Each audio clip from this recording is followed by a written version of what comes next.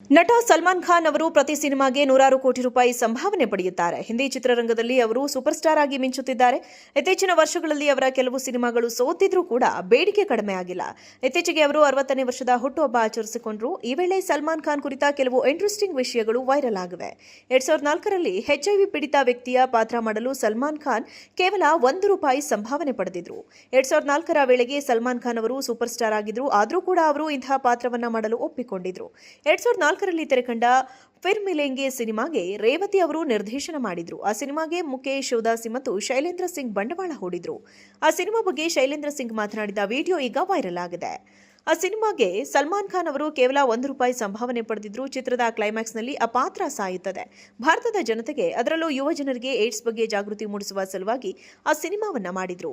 ಸಲ್ಮಾನ್ ಖಾನ್ ಅವರು ಅಂದಿಗೂ ಇಂದಿಗೂ ಭಾರತದ ಅತಿದೊಡ್ಡ ಯೂತ್ ಐಕಾನ್ ಎಂದು ಶೈಲೇಂದ್ರ ಸಿಂಗ್ ಹೇಳಿದ್ದಾರೆ. ಈ ಪಾತ್ರ ಮಾಡಲು ಇಡೀ ಹಿಂದಿ ಚಿತ್ರರಂಗದ ಎಲ್ಲಾ ನಟರು ನೋ ಎಂದಿದ್ರು. ಆ ದಿನ ನಾನು ಸಲ್ಮಾನ್ ಖಾನ್ ಅವರಿಗೆ ಕರೆ ಮಾಡಿದ್ದೆ ಎಂದು ಆ ದಿನವನ್ನ ಶೈಲೇಂದ್ರ ಸಿಂಗ್ ಅವರು ನೆನಪಿಸಿಕೊಂಡಿದ್ದಾರೆ.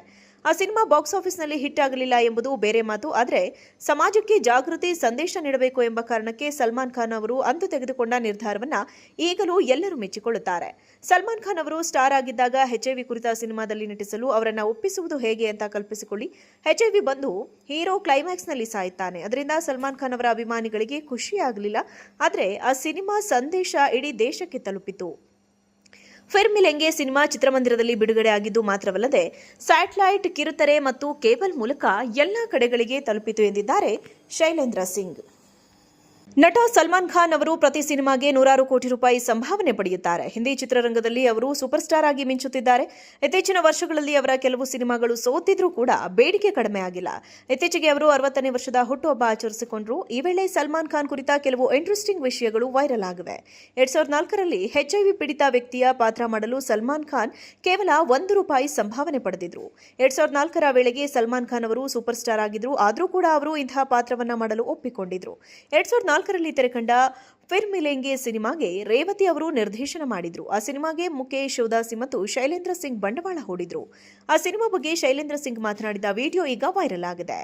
ಆ ಸಿನಿಮಾಗೆ ಸಲ್ಮಾನ್ ಖಾನ್ ಅವರು ಕೇವಲ ₹1 ಸಂಭಾವನೆ ಪಡೆದಿದ್ರು. ಚಿತ್ರದ ಕ್ಲೈಮ್ಯಾಕ್ಸ್ನಲ್ಲಿ ಆ ಪಾತ್ರ ಸಾಯುತ್ತದೆ. ಭಾರತದ ಜನತೆಗೆ, ಅದರಲ್ಲೂ ಯುವ ಜನರಿಗೆ ಏಡ್ಸ್ ಬಗ್ಗೆ ಜಾಗೃತಿ ಮೂಡಿಸುವ ಸಲುವಾಗಿ ಆ ಸಿನಿಮಾವನ್ನ ಮಾಡಿದ್ರು.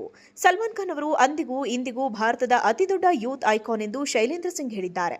ಈ ಪಾತ್ರ ಮಾಡಲು ಇಡೀ ಹಿಂದಿ ಚಿತ್ರರಂಗದ ಎಲ್ಲಾ ನಟರು ನೋ ಎಂದಿದ್ರು.